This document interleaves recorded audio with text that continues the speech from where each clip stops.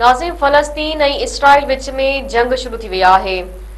गज़ा खां इसराइल मथां हज़ारे rocket fire कया विया आहिनि, जंहिं जे नतीजे में इसराइली औरत समेत 4 ॼणा मारिजी विया आहिनि। जंगी सूरतहाल बाद इसराइल में जंग जा सायरन वॼाया विया आहिनि ऐं फ़ौज जे इज़ाफ़ी नफ़री तलब कई वई आहे। इसराइली अख़्तियारनि जो चवणु आहे त वेढ़ाक इसराइली इलाइक़नि में दाख़िल थी विया आहिनि।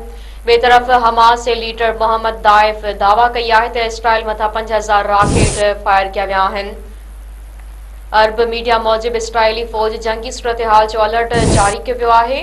इसराइल तरफ़ां 2007 खां गज़ा जो घेराव बरक़रार आहे।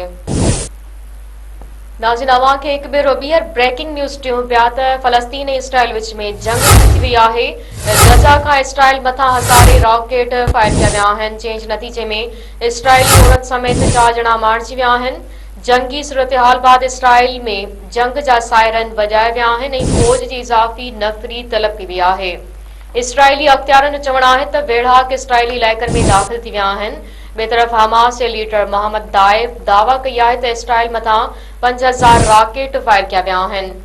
अरब मीडिया मूजिब इसराइली फ़ौज जंगी सूरतहाल जो अलर्ट जारी कयो वियो आहे। इसराइल तरफ़ां 2007 खां गज़ा जो घेराव बरक़रार आहे।